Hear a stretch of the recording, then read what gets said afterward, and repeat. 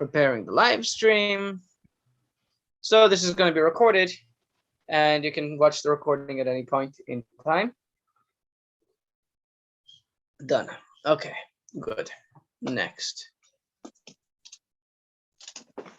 Okay.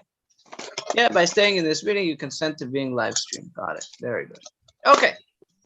So first of all, we want to thank the course sponsors who made this evening possible. And then we want to jump into gratitude. Joan, what are you grateful for today? Oh, a few friends came over to the pool area and we had such fun today. We played Rummy Cube and it was a really good time. We even discussed a little anti-Semitism. I brought it up concerning what I'm doing tonight. Oh, wow. So, yeah. How did they respond? Yeah, they're not into they're all, one's Jewish, one is half Jewish now that I think about it. She doesn't practice. Her father died when she was 13. He used to take them to temple every Saturday. And after that, she never practiced her Judaism again when he passed away. I thought that was so sad. And the other one's not Jewish, but she is, I think. She's not Jewish, but I say, your background, you're Jewish. You have a Jewish heart. Oops, I lost you. Okay. Yeah, we're still here. We still see you and we still hear you. Great. Okay. So it was a lovely day. Very nice. Auntie Nina, what are you grateful for today or tomorrow? Yeah, we will have it tomorrow, and that tomorrow will be magnificent. And so is today. So I'm grateful for a lot of things. Something that's to do with my health, and other things like with Joan, it's to do with friends. And I had a friend call me and say, "Oh, another friend whom I'd promised to meet a long time ago. Anyway, I didn't. So she's going to pick me up and take me to this other friend as well. So there'll be the three of us next week. And yeah, getting together for a cup of coffee." Oh, good. Beautiful. Beautiful, beautiful. I am grateful that I passed my national registry exam to become an EMT. An So, EMT. Oh. EMT. Yes. Ear, nose, and throat. Now, come on. Oh, so this is a EMT, emergency medical technician, first responder. We are opening up a branch of Hatzalah here. Antonina knows what that is. Of what? Joan, there's a organization called Hatzalah, which is a Jewish group of first responders. I thought it was women. In the Bronx or Brooklyn or somewhere, it's all women who are doing that. In the Bronx, in Brooklyn, they have an all-women organization called Ezras Nashim, which is similar, same concept, actually modeled after the same concept, but it's all women. Over here, it's all men. Oh, okay. But Joan, you should take down the number just in case you or any friends ever need anything. Where do you take the people to? What hospital? So send me a text message afterwards and I will share more of the details offline. Okay. And we have Hatzalah, and we have Hatzalah, of course, worldwide, because here in not in Tasmania, but in Melbourne, it's very active Hatzalah. Yeah. Yirmi is big in Hatzalah, no? That's right. Our cousin's husband. Yeah. Okay. So tonight, thank you. Tonight, what we're going to be discussing, we have to start in the right spot. So, there are two anti-Semites, and they opening a store in Brooklyn, in Manhattan. And they're on the Lower East Side of Manhattan, and they're still finishing up construction. They haven't just done yet. They're in the last stages. And they're sitting outside their store waiting for the last tile people to come in so that they can finally get their stuff going. So one of them turns to the other and he says, I'll bet you some Jew is going to come poke his nose here and ask us what we're selling. Well, a few minutes later, some old Jew comes by and looks inside the store and says, well, what are you guys selling? So the guy nudges his friend in the, with his elbow. It's like, see, I told you. So the guy responded, he said, we're selling idiots. So the old Jew looks at him, well, you must be doing very well then if you only have two left. Well, that's a quick responder. There's a Gentile who turns to his Jewish friend and he says, I know we're friends, but you should know that as a race, as a religion, as a nation, all you Jews are damned. And so the Jewish friend says, why? His Jewish friend said, well, you crucified our God. So the Jew says, okay, so how about this? Let's be friends. And then when you find our God, you'll crucify him too. Oh dear. I never. That's it for now. That's it for now. But we've got some more coming. So these are actually quite deep. The second one more than the first. I'll let you unpack that on your own. So,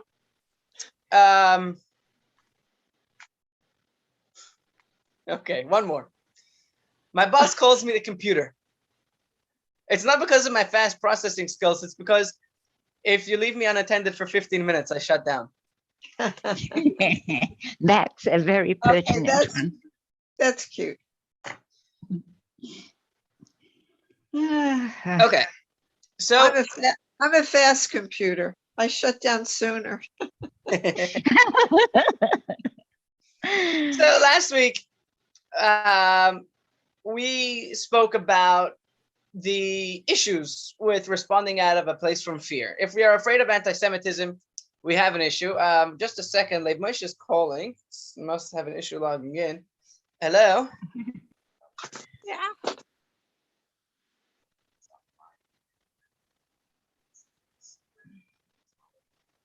Interesting.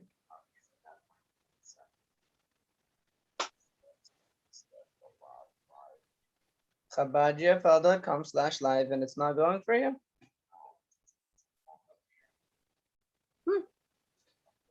Try one more time, yeah. If that doesn't work, I can send you the information. I can send you an invite. Sure. Okay. So last week we spoke about the issue of responding from a place of fear. That if we're afraid, we can't think logically. We are buying into more of the same. And so we spoke about the methods of dealing with fear, the meditations of how we can be optimistic and how we can remain strong in our belief that everything will be okay. Oh, here he is. Very good. And then we spoke about the balance between trusting in God and doing our part. That was last week. Tonight we're going to talk about the history of anti-Semitism, the ideology of anti-Semitism, the psychology of hatred and anti-Semitism. We're going to speak about the reason behind anti-Semitism, the reason why. Oops. 1 second. The reason why they hate us. And we are going to speak about how to, what's the healthiest way to respond to the hate, to the cause of the hate. So let's jump right in. Question for the crowd. Let's see if Leib Moshe is going to get on in a second because I want him to answer this one. Leib Moshe, it says, is joining. Okay, so let's start, and when he comes on, we'll ask him the question also.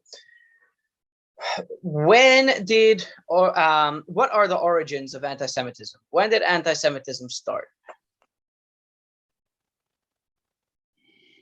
As soon as there were Jews. Yeah. So that means Abraham. Okay, good. What else? Um, Based on Well- the anti-Semitism that you've experienced in your life, what would you say are the origins of anti-Semitism? Belief that they have more money or whatever else than anybody else, and smarter than anybody else, and chutzpahdiger more than anybody else. Okay, good. The And Jews are- historically, sorry, The Jews are responsible for the killing of Jesus, that Jews are responsible for the killing of Jesus. I think was, yeah. That's definitely a big one.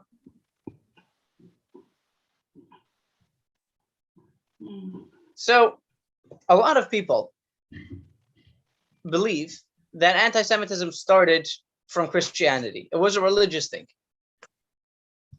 So the first thing that we're going to do tonight, From Marr. sorry, From Wilhelm Marr. Wilhelm Marr. So we'll get to him soon. We're going to start even before then. True. So we're going to start tonight, like Antonina said about the Jews being the chosen people, or as we call the Jews in Alaska, the frozen chosen. So, well, today in Florida, I guess, that's us too. It's like 75 here. So we're going to look at tonight we're going to start off by looking at the oldest anti-Semitic texts that we have around. And we're going to see that very, very long time ago, even before the birth of Christianity, they were still singing the same tunes that they're singing even today. So let's start. We have some very clear sources even before Christianity, and we're going to start with a guy whose name was Tacitus. Now, as I'm going through, I'm going to read text number 1 over here, and while I'm reading, I'm going to ask you to listen, and you can either write down or remember, and tell me all of the anti-Semitic tropes that you recognize that are hidden or not so hidden in the writings of Tacitus. Now, who was Tacitus? He was, I believe, a Roman guy, and he was a historian, and he's writing a book about the Roman conquest of Jerusalem. He's writing about the Roman conquest of Jerusalem, and let's just invite Lev Moshe real quick. Copy link.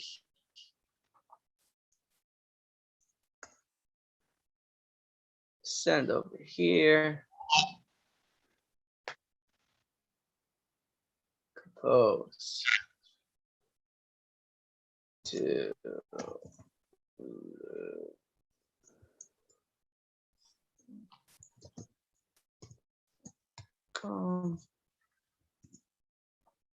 okay, let's hope that goes through.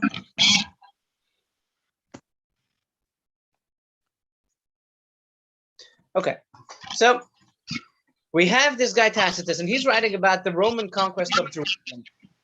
And as he's going through the Roman conquest of Jerusalem, he decides to go on a tangent and speak about the Jewish people in Jerusalem. The Jewish people are the people that they're conquering. He goes to explain the history of the Jews. So let's read text number 1. And here's how he writes it. Once, during a plague in Egypt, which caused bodily disfigurement, King Bocchus approached the oracle of Ammon and asked for a remedy, whereupon he was told to purge his kingdom and to transport this race, the Jewish people, into other lands, since it was hateful to the gods. Okay, a little bit of a plot twist over there. Here he's saying the Jews were being kicked out because of a plague. So the Jews were searched out and gathered together. Then, being abandoned in the desert, while all others lay idle and weeping, one only of the exiles, Moses by name, warned them not to hope for help from gods or men, for they were deserted by both, but to trust to themselves.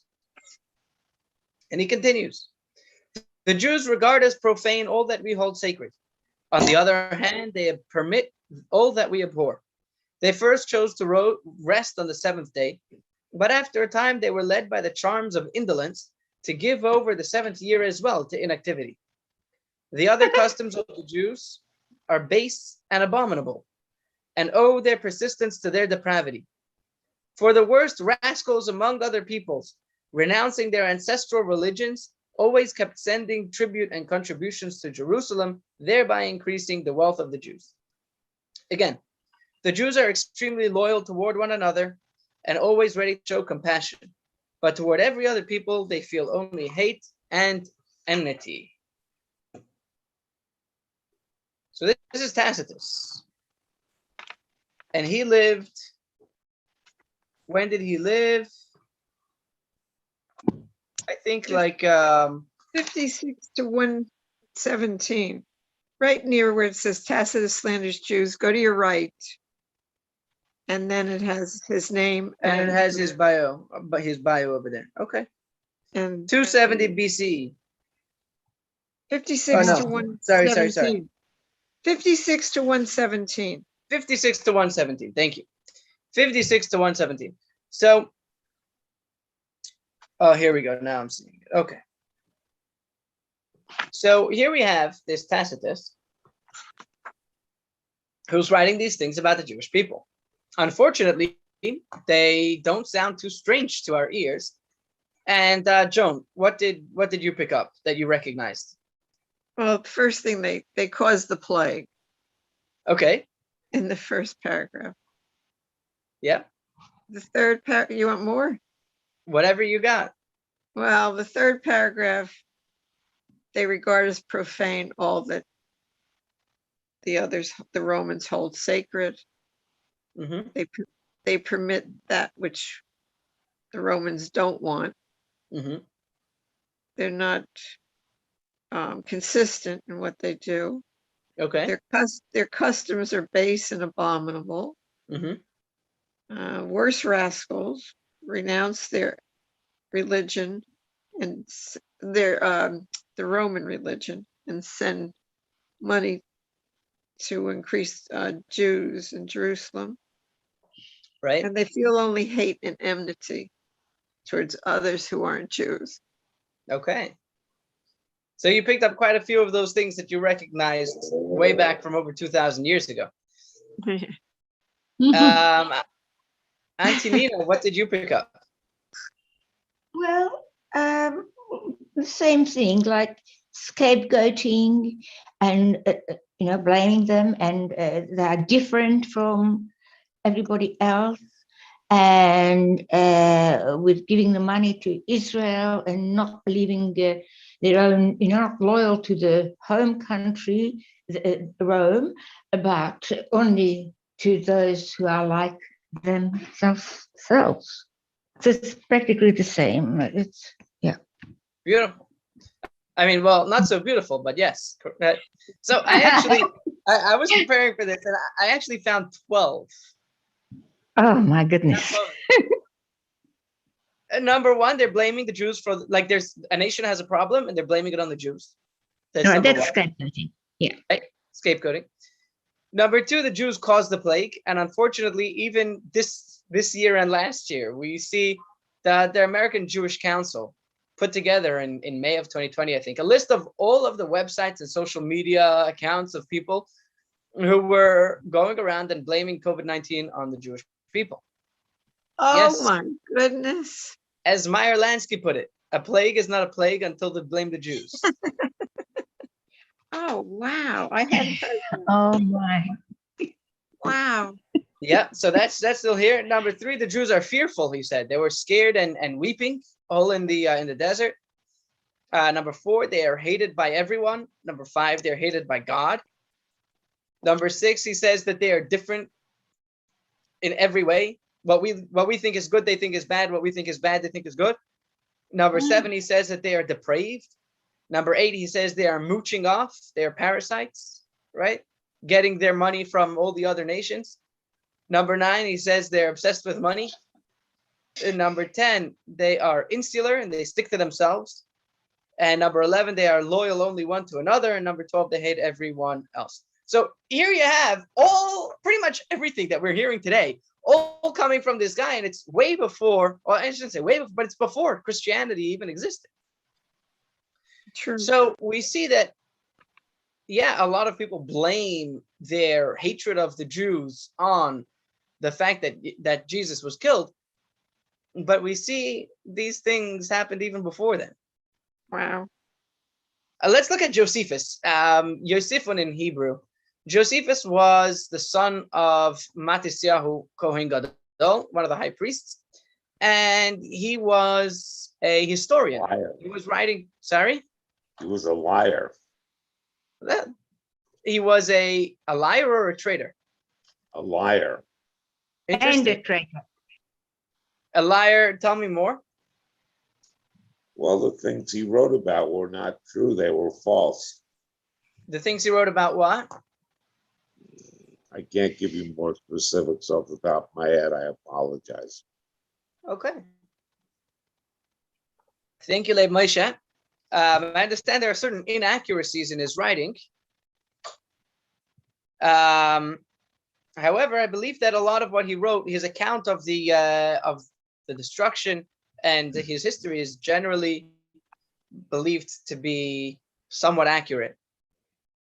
So he has a treatise called Against Apion. But before we get there, how did he get to be speaking about Apion? So he was a Jew. And when the Romans conquered Jerusalem, he actually went to the side of the Romans.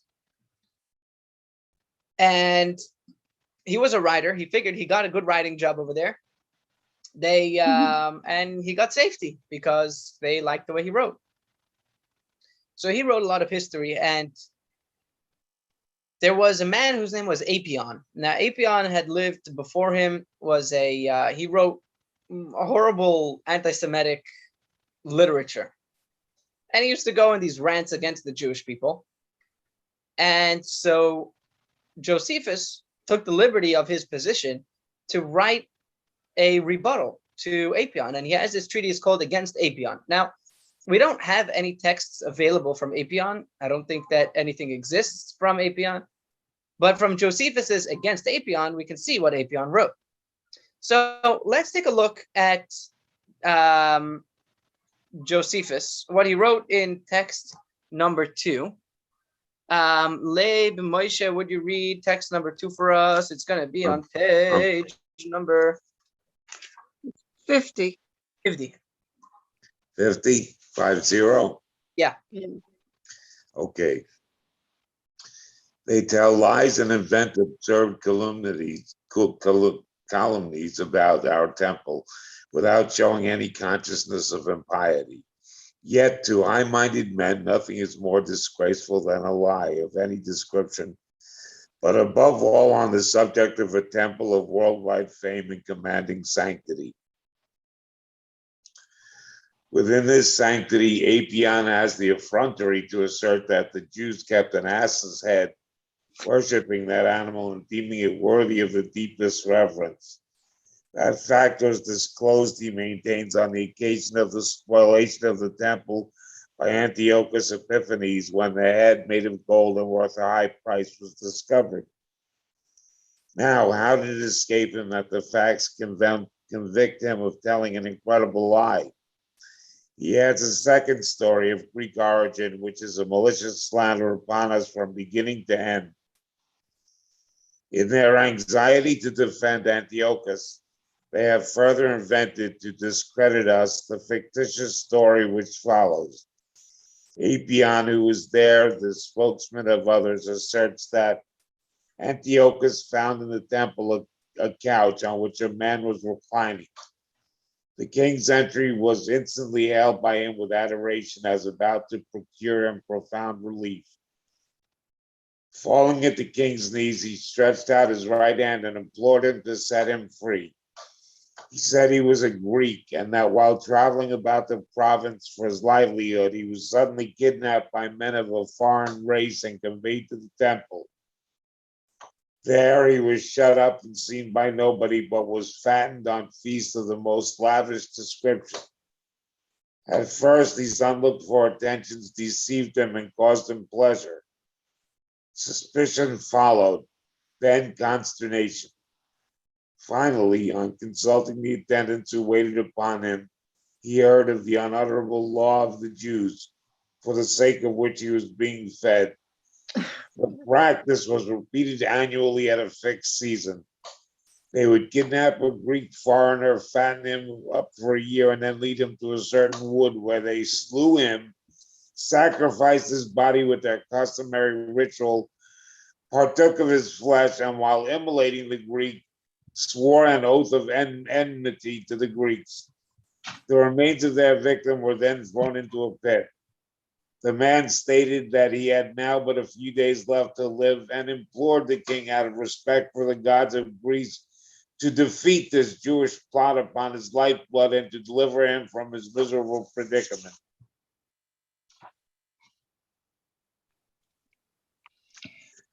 My Fool- goodness, what a story. Ugh. Yuck. Fools must be refuted, not by arguments, but by facts. Here then we have rank impiety at its worst, and a gratuitous lie designed to mislead persons who do not trouble to investigate the facts. Okay. So what does that sound like? That second story.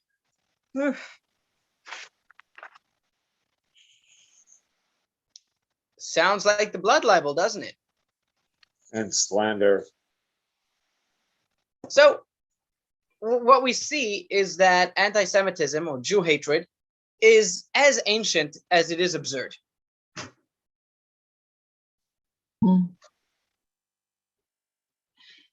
Yeah. There's a story of the Russians, and there's these one of the Russian stores got a notice. A notice went out that the store is going to have shoes. So everybody starts forming a line outside the shoe store. The line is going blocks and blocks and blocks. Everybody wants to buy shoes. Well, it's 9 o'clock in the morning. The shoe store opens, but nobody's allowed in yet. At about 10 o'clock, someone comes out and says an announcement. He says, "We've got word that there's not going to be enough shoes for everyone here. All the Jews should go home." Okay, the Jews leave. A few hours later, he came out again and he said that we're not going to have enough shoes for everyone. Anybody who's not a veteran should go home. I'll go home. A few hours later, he comes out with another message and says, "We got word that there's not going to be enough shoes. Anybody who's not part of the Communist Party should go home." Well, it comes 5 o'clock, and so they're about to finish. The guy comes out, and he says, "Oh, we just got a notice that no shoes are coming." So one guy turns to the other guy. Remember, this is a communist veteran. He turns to the other guy, and he says, "Those Jews, they have all the luck." They left right away. Yeah. Yes.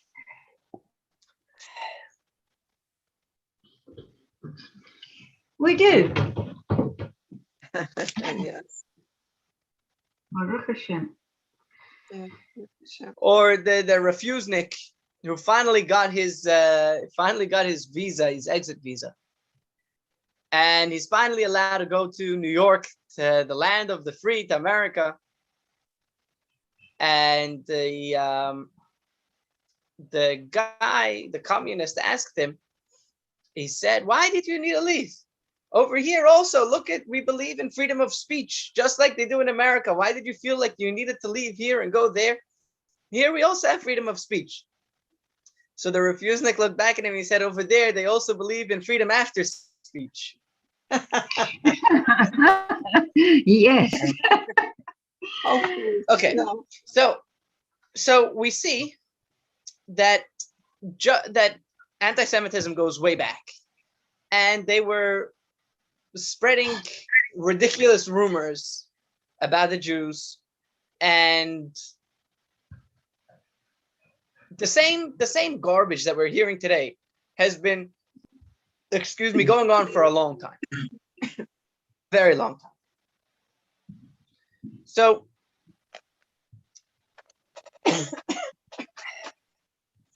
even until today, we still have the same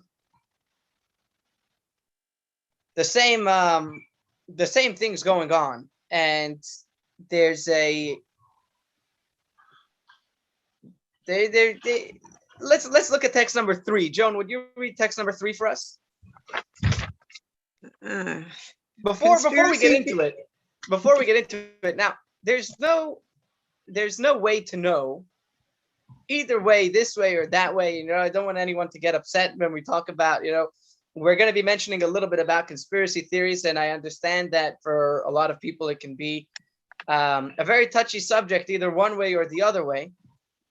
So the point that I want to make over here from text number 3 is that if you want to say a conspiracy, you want to make a conspiracy, you have to back it up with reason. So let's see what they did over here. Text number 3. Conspiracy theories are rarely logical. It is not surprising then that even as Al-Qaeda took credit for the September 11th attacks, the group did nothing to stop a rumor claiming that the Jews were really responsible. The rumor alleged that Israel, especially Mossad's Israel's intelligence agency, was behind the plot and had warned Jews not to go to work at the Trade Center on the day of the attacks. On September 18th, an editor for a website known as the Information Times posted a message claiming that the terrorist government of Israel cannot be ruled out as a suspect. The editor, I'm going to pause over here. That the first thing you go in is with a label, the terrorist government of Israel.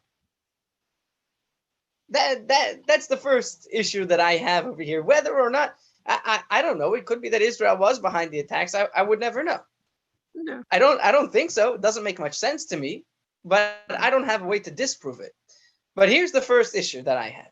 The terrorist government of Israel. Hi. What does that even mean? Anyways, let's continue. The editor did not identify a motive or provide evidence in support of his allegation. In his words, he was simply raising a reasonable question. 5 days later, Al-Manar, a TV station based in Lebanon, stated that Mossad had indeed warned 4,000 Jews who worked at the World Trade Center to stay home on September 11th. Within days, that rumor appeared in newspapers and electronic mailing lists around the world. People continued to believe the lie, despite the fact that about 18% of the known dead were identified in obituaries as Jews. So even today, we still have people blaming everything on the Jews.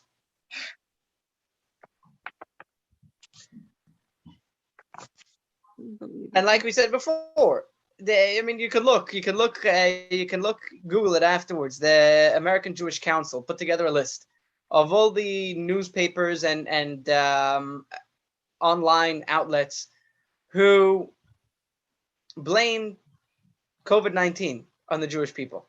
Oh, goodness. So let's look at not only the let's look a little bit deeper into the rationality, the irrationality of the of the anti-Semitism. So we know that it's old, and we know that it's absurd because it's anything all of a sudden becomes the Jewish problem. But let's look at it from a more holistic point of view to see how absurd entirely it is. So we're going to be quoting here. Sorry? I think what's too bad is that Israel, I don't think, lets other nations know the good things they do, and that they're like the first ones at a scene where there's a horrible mishap, you know, where they don't announce it, they don't tell people, and they're there. They're like the first ones there to help out. The Jewish press covers that, but it doesn't get much play in the world news. No, right. Okay. I don't think that we're going to get more into Israel specifically next week, but I think that Lev Moshe is saying is accurate, that Israel doesn't get to decide what gets played on CNN. As close to home over here as Surfside, the Israelis sent a full team of their top search and rescue. Yes, they did. Was here in Surfside the other month. Yeah. The building collapse. Right. So Rabbi Menachem Zemba, to give a little bit of context to who he was a big rabbi, a very scholarly man, and he was shot and killed during the Warsaw Ghetto Uprising.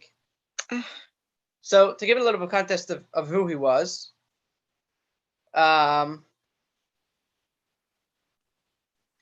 before we get into what he said, there was the Medrash tells us a story that there was a Jew who walked past Hadrian, the king, and greeted Hadrian. And the king said, a Jew is going to walk past Hadrian the king and greet him? Chop off his head. So they chopped off his head. Well, another Jew saw what had happened, so he was walking past and he didn't greet the king. And Hadrian said, a Jew is walking past Hadrian and he's not going to greet the king? Chop off his head. So one of the guards asked him, what's going on over here? One is killed for greeting you, the other one is killed for don't greeting you. And Hadrian said, you wanted to tell the king to do about those who he hates? Say that again. What you wanted? You want to tell the king what to do about those he hates? Oh, Oh, And the following story, I'm not sure if it's true or if it's a joke, but the story goes that Ignacy Paderewski, I don't know how you pronounce his name properly, he was the premier of Poland after World War I, and he was discussing his country's problem with Woodrow Wilson. And he said, if our demands are not met at the conference table, I can foresee serious trouble in my country. Why? My people will be so irritated that many of them will get drunk and go out and massacre the Jews. And what will happen if your demands are granted? President Woodrow Wilson asked. He said, why? My people will be so happy that they will go out and get drunk and massacre the Jews. You've heard that one before. no, it made sense. We could hear it coming.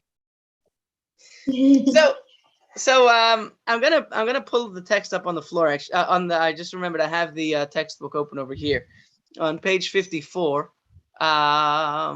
Wait, what? No, it's last week's. Where are we? We're on 54 now, Rabbi Menachem Zimba. Okay, so if I zoom in over here. Okay, Antonina, are you able to see what's on the screen over here? why don't I make it a bit larger? It is therefore necessary? There are those who seek to identify. Oh. That's 35. You know what? Okay, so then let me stop share. Let me start share over here. 54. Okay, is this the right thing? Are you seeing it now? Yeah, Yes. there are those. That's it? There Please. are those who seek to identify legitimate causes for the hatred of Jews. However, reality has shown that there is no legitimate reason. Anti-Semitism has no justifiable cause. The haters simply choose to hate God's people. Well, I think that's it, because never mind. This is demonstrated by the fact that Jews are hated for being capitalists and also for being socialists. They're hated because they're overly ambitious and sharp-minded, and also because they are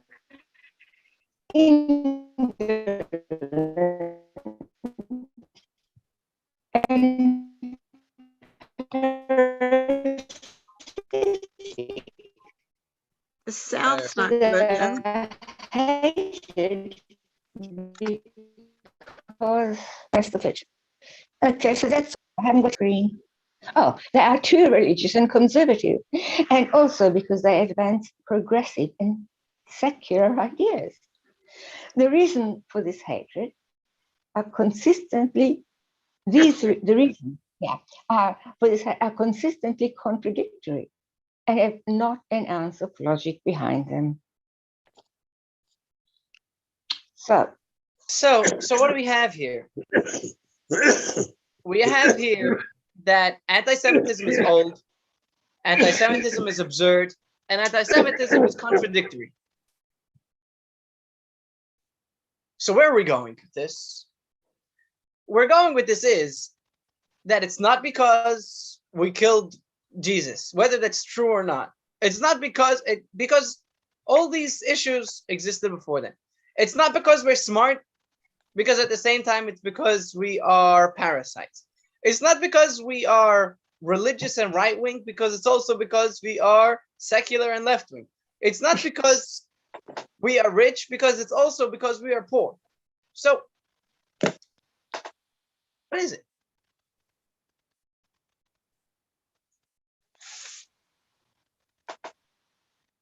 The first thing we need to understand is that it's not based on logic. If it was based on logic, we could just do what Josephus tried to do. Josephus wrote a whole treaty trying to respond to the problems, to the issues that Apion and that the anti-Semites were purporting. It seems like that didn't work because we're still dealing with anti-Semitism 2,000 years later. You know, people who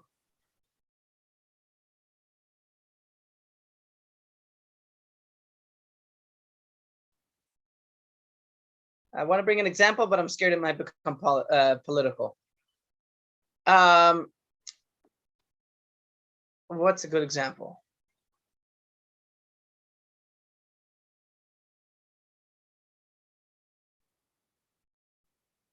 Let's say there's someone who everyone thinks that he broke into the shul and stole all the pushkas, right?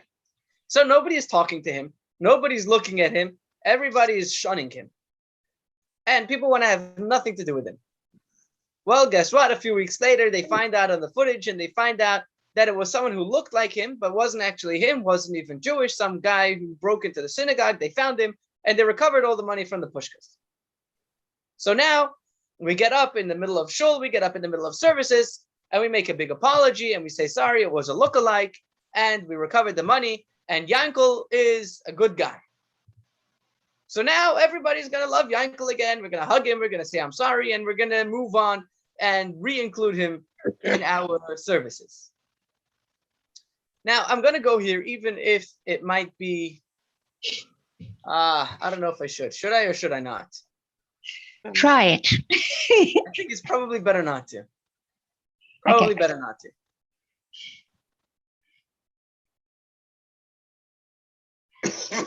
But what's a good example then? Live dangerously. That's not worth it. Well, are you afraid you're going to offend someone, or it's politically incorrect and all that? Yes. I'm afraid it might turn political, and I try as hard as I can to stay away from politics. So Yeah. Don't worry, Being you're wrong. Jewish. You're wrong if you don't agree with me, so no problem. you know, Joan, I would agree with you, but then we'd both be wrong. You're Whoa. right. Let's say there's you know what, let's put it this way. One of the famous blood libels where there was this lady, and there was the rabbi was accused of killing some Christian and using the blood for Passover, which we all know is absurd. We know if you've ever been anywhere near a matzah bakery and you try to come in with anything, they will send you flying quicker than you can say shalom.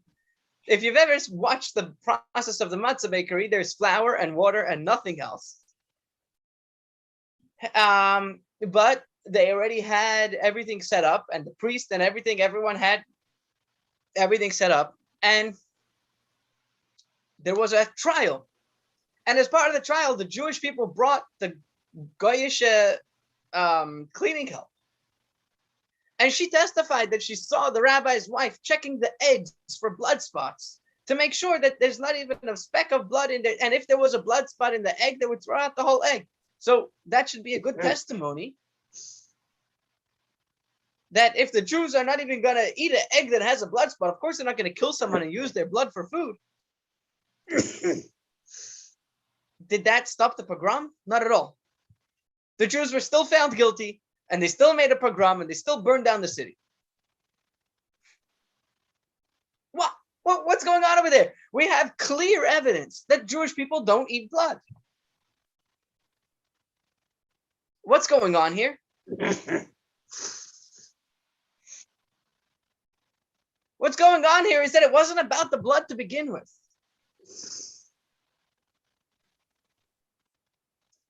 So you can't reason with these anti-Semites and explain to them why their thinking is wrong, because there's something deeper than the reasons. You know, it's such a sad story, but so beautiful.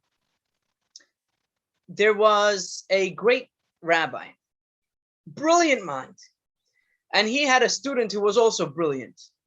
Unfortunately, one day the student went off the path and he forsook his Judaism, God save us, and he started doing all kinds of depraved things.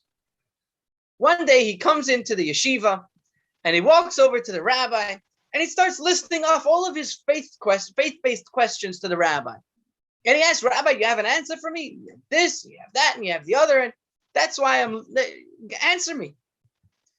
And the rabbi said, I'm sorry, I don't have an answer. I don't have a good answer. You're asking good questions. The man stormed out, and you see, that's why I left Judaism, because they don't have good answers.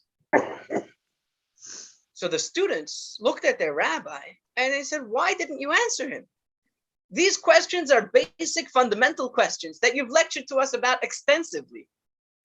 You could have answered him. Why didn't you? Look, now he's going to go on his way. You could have brought him back into the fold. And the rabbi says, if he would have been asking questions, I would have been able to answer him. But he wasn't asking questions. He was giving answers.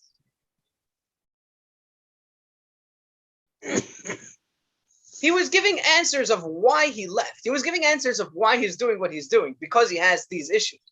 He wasn't actually looking for an answer. He was giving reasons why he doesn't do what he's supposed to do.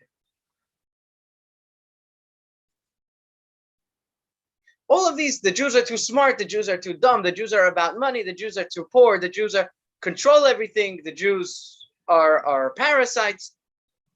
These are all not reasons for anti-Semitism. These are not causes for anti-Semitism. These are symptoms. There's something underlying that is making the anti-Semites tick. And its expression comes at whatever stage, at whatever age, in its own form.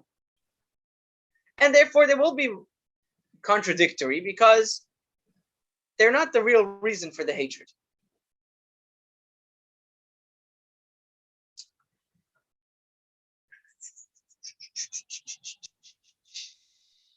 They're only pretext. Exactly. We're going a little overtime over here. Well, not overtime yet, but we're. So I want to know that it's clear first, these points that we've made. Is it clear that the origins of anti-Semitism predate Christianity? Yes. Is it clear that the reasons for anti-Semitism are absurd? Is it clear that there's no way to reason with the ideas brought forth that are the supposed underlying conditions that cause anti-Semitism? Excuse me, but the fact of their being different is the cause. So that's one cause. Oh, so we're going to get there soon. So all of these reasons that we've heard are not a good cause. So I want to ask one question, which is going to really bring this point, I think, full circle. I'm going to ask you, did Josephus effectively disprove, debunk Apion's story about the Greek who said that he was about to be slaughtered and eaten by the Jews? Did he effectively refute it? No, because he refuted it with facts, and as it stated earlier, people who have preconceived ideas don't want their preconceived ideas disturbed with facts. You can't talk to them. You can't convince them. Right. So let me ask you, if you were speaking to Apion and you wanted to tell Apion how absurd and ridiculous this idea is, and that his story about this Greek traveler is not true, what would you tell him? How would you refute that? Hmm.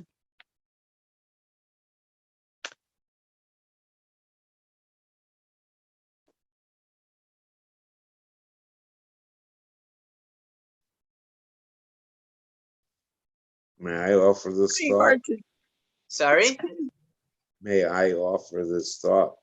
please. please. I don't think that there is a way to refute anti-Semitic ideas because they're on a personal level, they're psychological, and on a group level, they're sociological.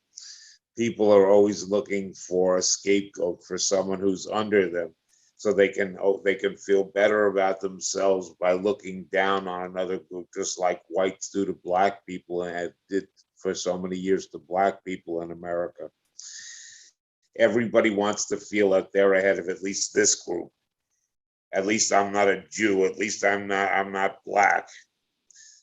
You know, I'm not sure if they say, at least I'm not a Jew. I think there's a little bit of a difference because they haven't been able to subjugate us the way they were able to, unfortunately, with the dark-skinned people. But no, but anti-Semitism we're is not still logic. on the sociological scale. We're still at the bottom. Right. And Oh, so yes, it's yes, easy to make yes, yes. themselves feel better about the failures in their lives Oh, by, okay, I get it. by stepping on the weaker group.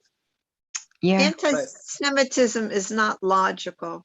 So giving a logical reason about anti-Semitism that it shouldn't exist won't work. Perfect. Oh, Very good. Okay. Joe, So I just had another idea. So I just I had smack him in the head and walk on.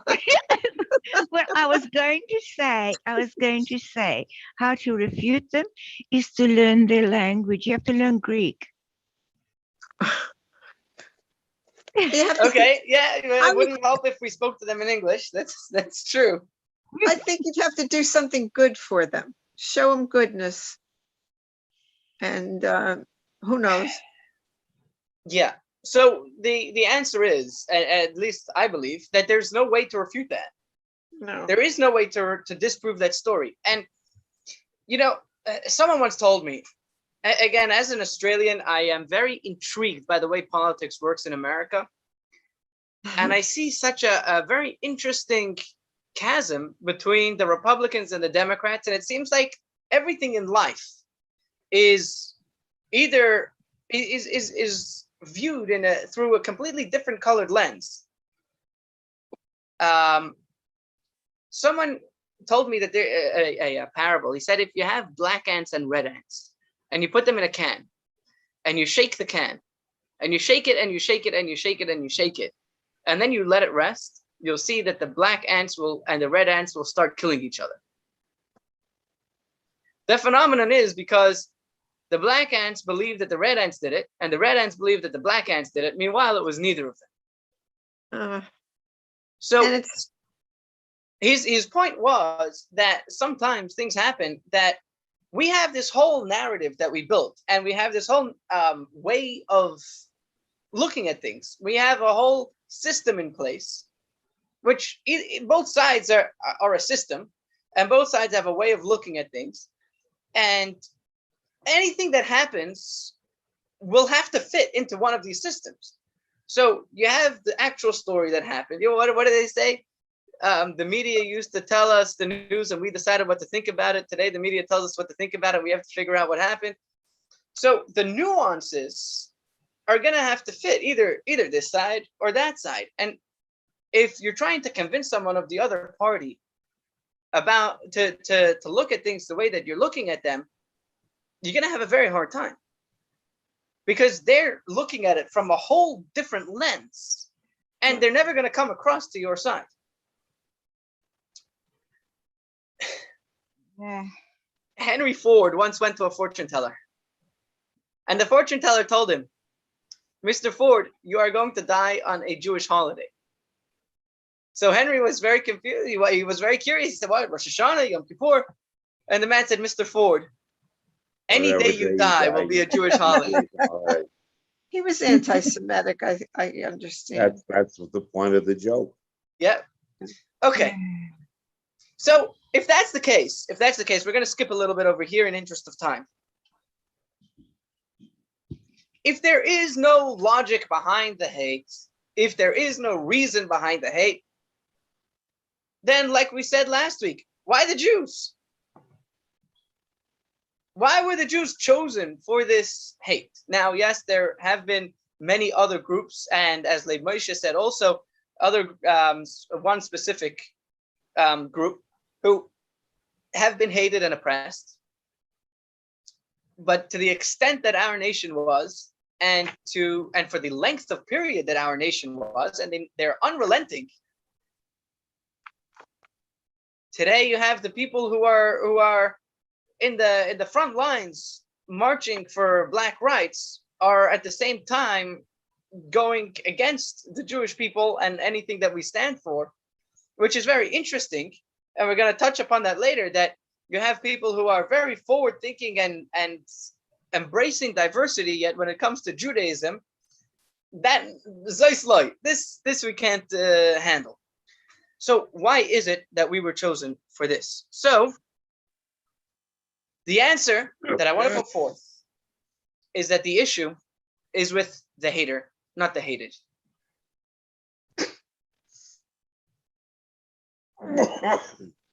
Issue was with the one who is being hated, then we'd be able to pinpoint an issue, we'd be able to pinpoint a problem, and we'd be able to deal with it, or at least know what it is.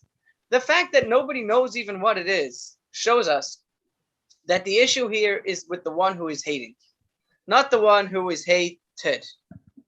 And we're going to look at this from the story of, well,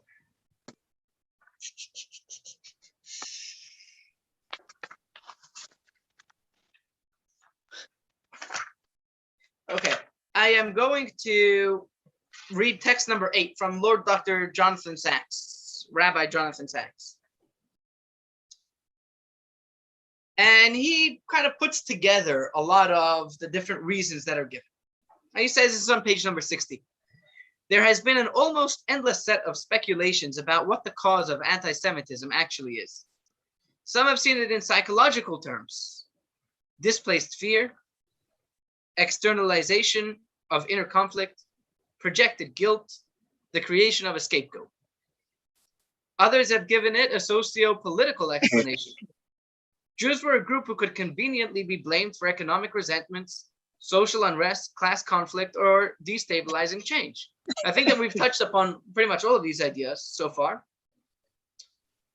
Yet others view it through the prism of culture and identity. Jews were the stereotyped outsiders against whom a group could define itself. Who are we? Oh, I'm not a Jew. So these are some reasons that Dr. Sacks brings forth. Oh, here we are. Yet others, noting the concentration of anti-Semitism among the varied faiths, Christianity and Islam, that trace their descent to Abraham and Judaism, favor a Freudian explanation in terms of the myth of Oedipus: we seek to kill those who gave us birth.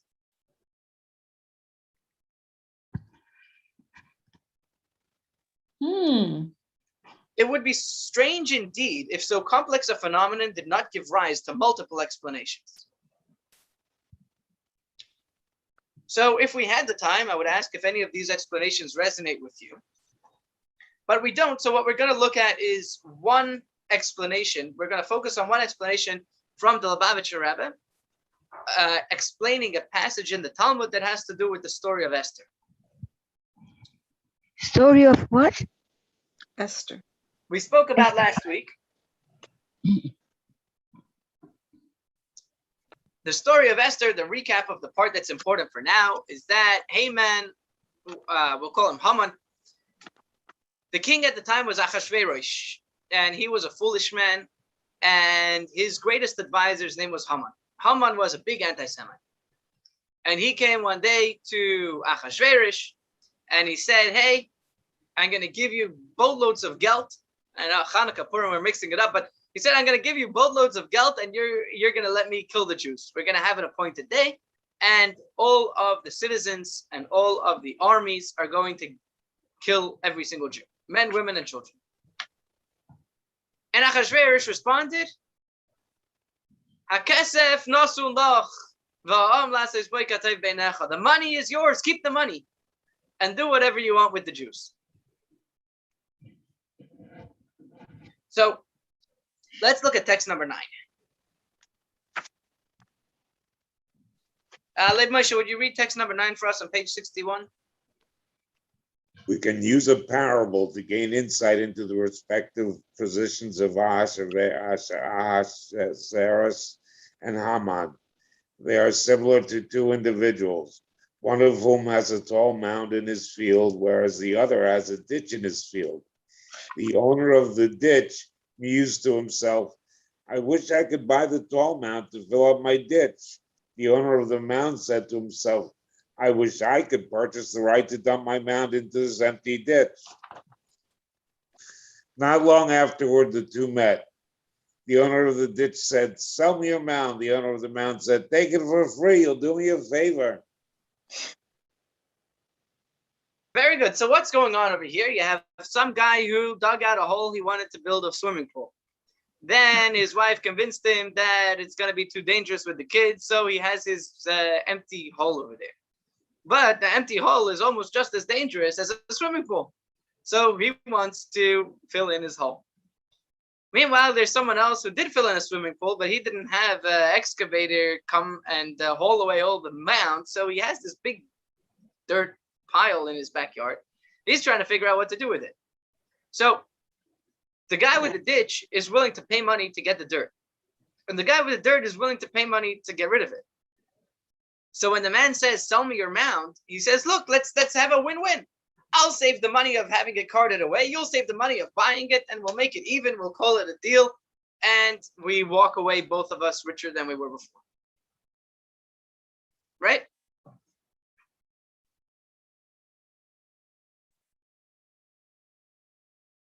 What's that got to do with the tea in China?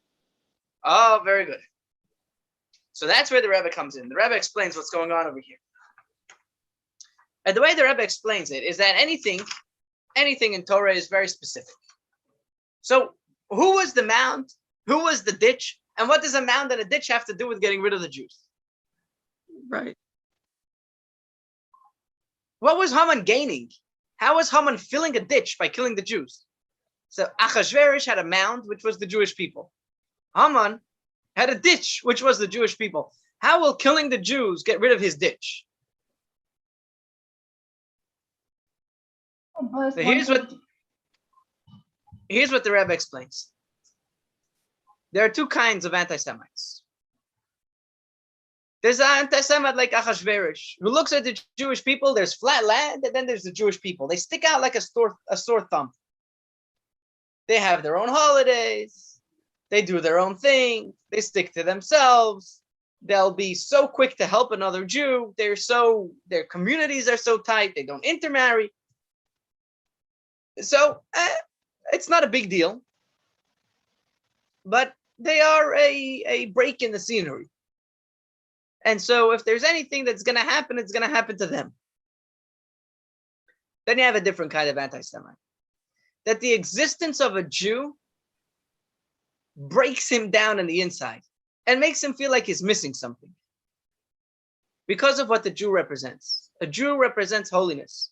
A Jew represents godliness. A Jew represents 10 commandments. A Jew represents a chosen people, which by inference, that there's a God who created the world.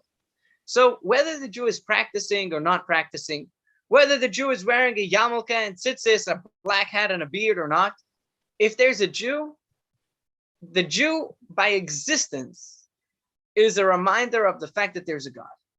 When you see a Jew, you remember that there's a God.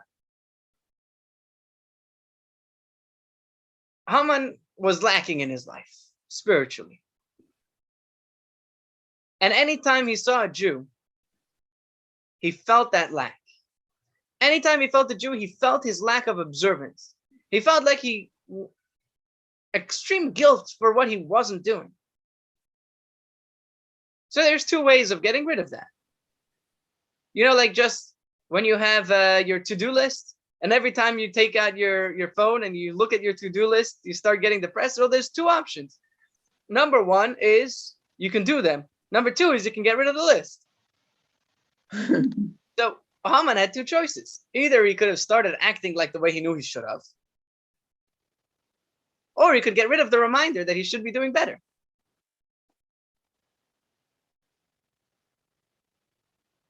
Haman had everything. If you look at text number 10, Haman told them, this is his family and his close advisors, he told them about his magnificent wealth and his many sons, and how the king had promoted him and advanced him above all the other officials and royal courtiers. What is more, said Haman, Queen Esther personally prepared a feast, and besides the king, she did not invite anyone but me. And tomorrow I am invited by her along with the king. But all this means nothing to me. Each time I see Mordecai the Jew sitting at the palace gate.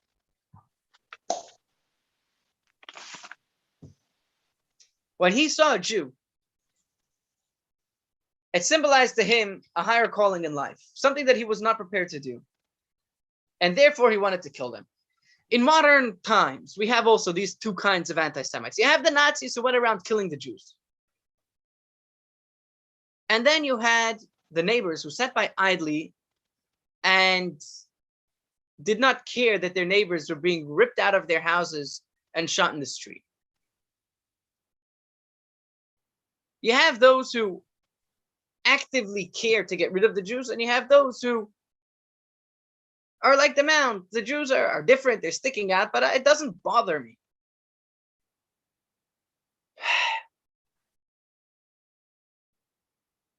So what's the problem?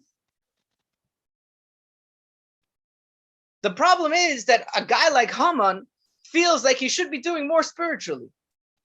And he can't stand to see the Jew around because the Jew reminds him of his spiritual conscience.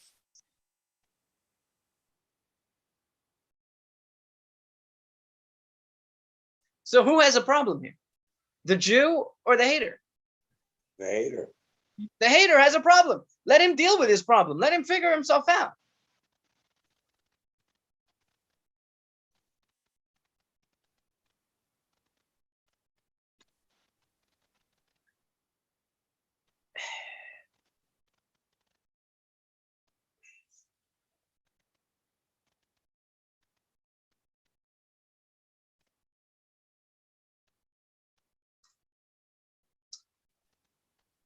We see this really play out in victims of abuse and in people who are bullied. Let's say there's a kid whose ears stick out like this, right?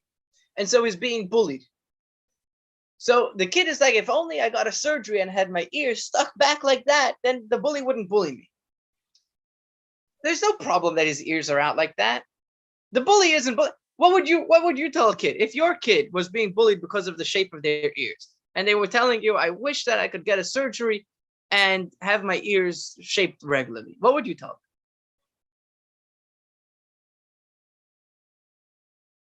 them? Your ears are gorgeous. They make you unique. You're beautiful and wonderful.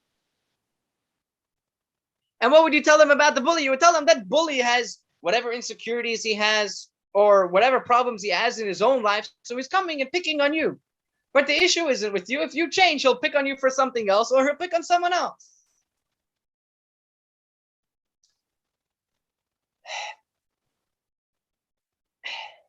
I'm gonna like in marriages where you have a spouse who is unfaithful, and the wife will often, and you see this over and over again, if I only put on more makeup, if I only was a size smaller, if I only was thinner, he wouldn't do that to me.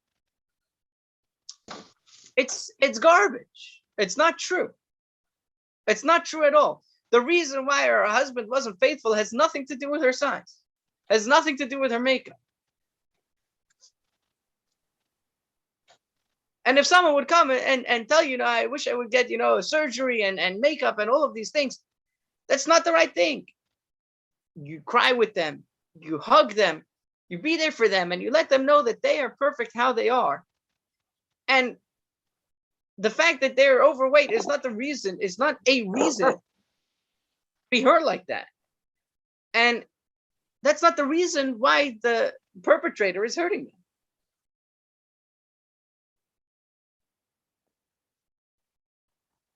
So what's the point? We've been through a lot of hate for many centuries, many, many centuries. And some people's response is, we're too Jewish. And so we have to start hiding it. And if we did a better job of hiding it, then we wouldn't be a victim of this hate.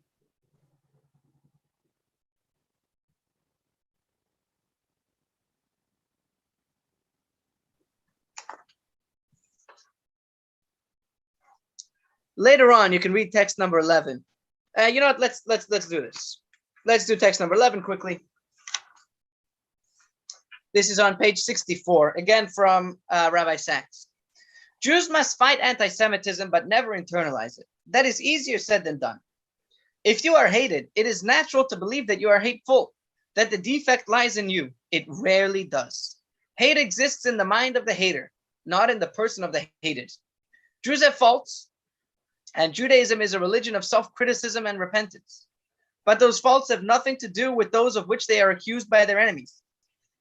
Anti-Semitism tells us about anti-Semites, not Jews. I'm going to say that one more time. Anti-Semitism tells us about anti-Semites, not Jews. If there's one line that you're taking away from tonight, it's this. Let it be this. Anti-Semitism tells us about anti-Semites, not Jews.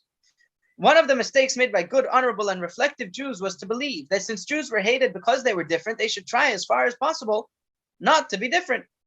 So some converted, others assimilated, yet others reformulated Judaism to eliminate as far as possible all that made Jews and Judaism distinctive. When these things failed, as they did, not only in the 19th century Germany and Austria, but also in the 15th century Spain, some internalized this failure. That even acting like the Goyim didn't help. Thus was born a tortured psychology known as Jewish self-hatred. You see what he says? There are some historians who write that in the 15th century Spain, you had those Jews who were called Marranos. They were practicing in their basements. And there were Jews who converted. He says the Jews, even after they converted, were still hounded by the Inquisition and taken and killed.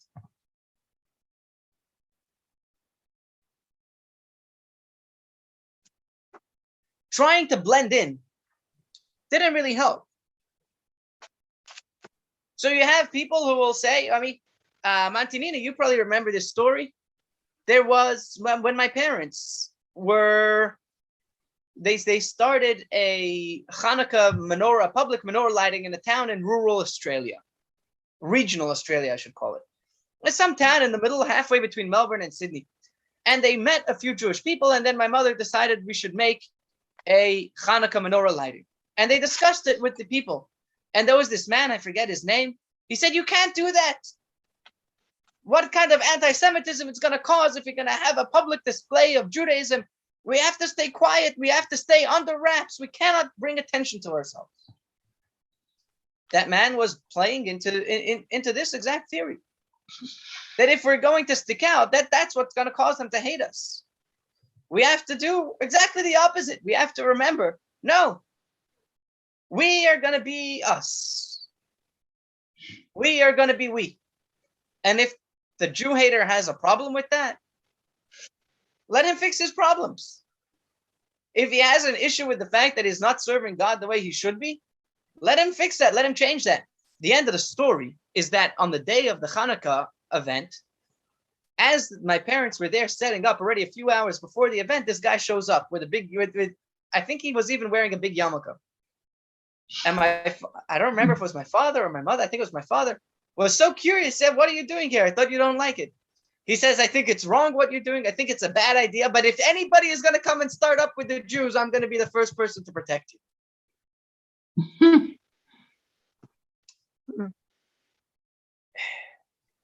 So we live in a strange culture where officially we are very accepting of diversity, but not when it comes to Jews. Let's say there's the story with Rabbi Twersky. I Text love number this 12. one. This one's great. I was once traveling in a bus dressed in my customary garb, wearing a broad black hat and a black frock coat. A man approached me and said, "I think it's shameful that your appearance is so different. There is no need for Jews in America to be so conspicuous with long beards and black hats." "I'm sorry, mister," I said to the man. "I'm not Jewish. I'm Amish. This is how we dress." The man became apologetic. "Oh, I'm so terribly sorry, sir. I did not mean to offend you. I think you should be proud of preserving your traditions." So there we see it. Yes. That's a great Yes. one. Yeah. Yeah. So here you have Jews telling Jews, don't wear a yarmulke, be less conspicuous, don't look like a Jew, don't act like a Jew, don't think like a Jew. And they're imagining that that's going to solve the problem. But it's not. And it never has. So how do we solve the problem? We know now that anti-Semitism is age-old. We know that there's no logical reasons. We know that it's coming because of a problem with the anti-Semites, not with the Jews. So how do we fix the problem? Looking less like Jews has not worked. Responding to them has not worked either, because it's a problem that they have. So what should we do?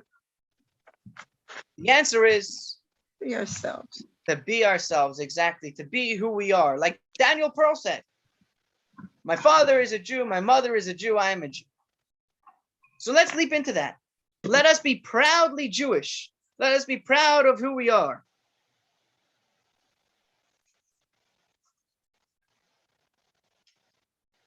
And it's not only a great way to be ourselves and to do the right thing, but it's also a great way to educate those around us. When the people around us don't know that we're Jewish, they don't know that we're Jewish. But when we start wearing a yarmulke, when we start walking around and displaying our Judaism, our neighbors, our colleagues, our coworkers realize, hey, that mensch is Jewish. Wow, look at that. I never knew. I mean, let's look at Esther, right? Esther came to the king and she said to the king, hey, so I'm Jewish. She didn't have to start answering all of the rhetoric that Haman and all the other anti-Semites had told the king. All she said was, I'm Jewish. And the king said, oh, the love of my life, Esther, the one who I think is so highly of, is Jewish? If that's what Jews are, I'm okay with Jews. She didn't have to explain to the king that the Jews aren't bad. She just had to show the king that some of his closest people were Jews. And we're acting as Jews. So when our neighbors are going to see that the mensch who always helps them out is Jewish, that will actually not only help us be who we are, but it will also help them realize that Jews are not so. And there is a story of, there was a guy in Chicago, a Nazi lecturer. He was lecturing anti-Semitic Nazi tropes. And he was invited by an Orthodox rabbi to come and spend a Shabbos with the community. And he spent Friday night by the rabbi's house. And he spent Shabbos day in shul.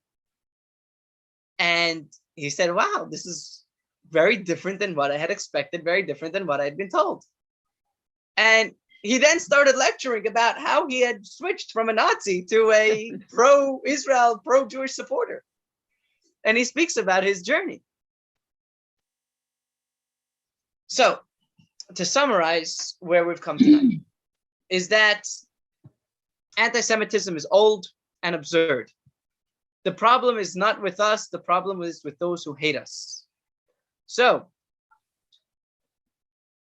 don't give credence and bow to their calls. Instead, let us resolve to live a life of potent and proud Jewish lives.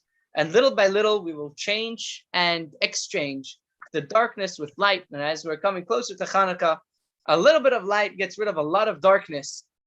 And as we express our Judaism more, we will be a light unto the nations. And hopefully they will realize what their issue is and come full circle. Halavai. Yes, Halavai. Next week, we will be speaking all about anti-Semitism as it pertains to the state of Israel, which is a very new age issue that we have these days. And so we're going to get a deep dive into that next week.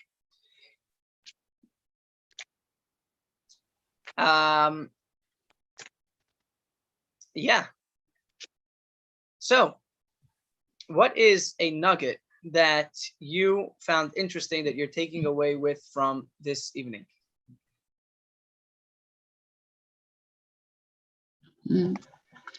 Well, the main point that the fault, dear Brutus, is not in our stars, but in ourselves. Well, that doesn't apply. But yeah, there's nothing wrong with us if we are who we are. We may as well be who we are. And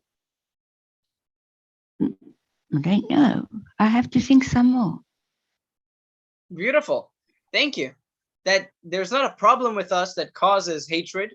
The problem is that there's a person who is hating and he found us to hate. And so let us not stop being ourselves. Thank you, Auntie Nina. Joan? Anti-Semitism goes farther back than I realized. And I have to find my Jewish star or something to start wearing. Beautiful. Yeah. Wow. And Lev Moshe? Well, for me, it was in part what Joan just mentioned, understanding that the history of anti-Semitism precedes the death of supposed death of Jesus Christ, and that, you know, to think about anti-Semitism in broader terms. And Beautiful. one way of thinking about anti-Semitism. Thank you. And there's one joke that I forgot to share. Uh-huh. And it's too good. It's too good to leave on the table. The Goldberg brothers, Lowy, Mendel, Jaime, and Norman. One hot summer day, they were the inventors of the automobile air conditioners. And they came, all of them together, to the office of Mr. Henry Ford. And they managed to sweet talk the secretary into bringing them into Mr. Ford's office or having a meeting with Mr. Ford. Mr. Ford comes out to them and greets them in the lobby. He welcomes them into the office. And they said, no, we don't want to go into the office. We have an invention that is the greatest invention since the electric starter. But we don't want to come to the office. We want you to come to our car. So it was a hot day in July. And they come to the car. And the Goldberg brothers convinced Mr. Ford to get into the car with them. It's already 130 degrees inside the car. They turn on the car. They turn on the air conditioner. And instantly the car is all cooled off. Mr. Ford is extremely impressed, and he offers them on the spot. He offers them $3 million for the patent. And they said, you know what? We don't want that. We want $2 million. And you'll put on every car that you have this, you'll put the Goldberg air conditioner. Now, there's no way Henry Ford was going to put their names, the Goldberg air conditioner, onto his cars. So they haggled back and forth until they came to an agreement that he would pay them $4 million and he would put their first names on the car. That's why every Ford that you buy that has an air conditioner says in it, low, me, high, and Norm.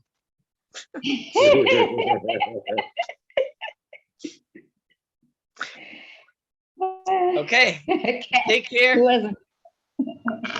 Have a very good evening, Auntie Nina. A good morning, a good day. Take care. And same time, same channel. Next week, 7:30, Israel and anti-Semitism. Take care, Laila Tov, and stay healthy and safe. Yes, everyone. Good week, everyone.